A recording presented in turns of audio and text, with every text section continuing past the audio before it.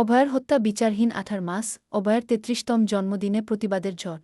9 ফেব্রুয়ারি সোমবার, ঠিক দুপুর আড়াইটায়, ধর্মতলা মেট্রো চ্যানেলের সামনে, ওয়েস্ট বেঙ্গল জুনিয়র ডক্টর ফ্রন্টের আহ্বানে, অভয়ার 33তম জন্মদিনে এবং বিচারহীন 18 মাসকে সামনে রেখে ন্যায় বিচারের দাবি নিয়ে প্রতিবাদের ঝড় তুললেন এবং কলকাতা হাইকোর্টের বিচারপতিকে স্মারকলিপি দিলেন।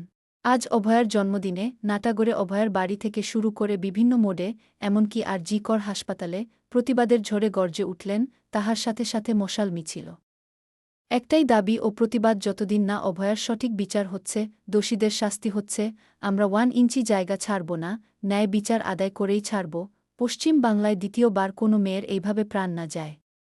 সবাইকে আবার একত্রিত হওয়ার আহ্বান জানান শম্পা দাস, সম্পাদক, দৈনিক নগর সংবাদ, নগর সংবাদ 24.com, নগর টিভি, ভারত, কলকাতা ব্যুরো।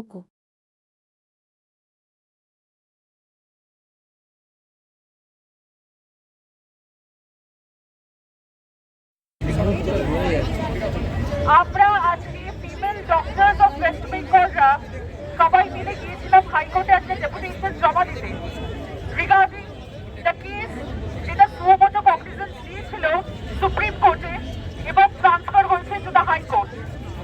এই কেসে অভয়া রেপ অ্যান্ড মার্ডার অলং আমাকে কোনোদিন সাক্ষাৎ হয়, টিভিতেই একমাত্র তাকে আমি দেখেছি। আর আমার মেয়ে ডিপার্টমেন্টের সেলস ডিপার্টমেন্টের যারা তার প্রতিনিধি ছিল, তাদের কাউকে কোথাও আপনারা দেখতে পাবেন না। কেন থাকে না তারা? তাদেরই তো সব থেকে আগে এগিয়ে আসার কথা, কিন্তু কোথাও আপনি তাদের দেখতে পাবেন না।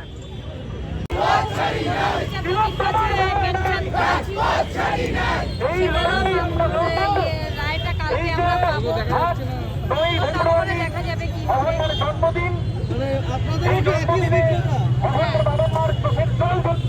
কি হয় অভিজ্ঞতাটা কি যেমন আজকে 30-এ থাকলো 15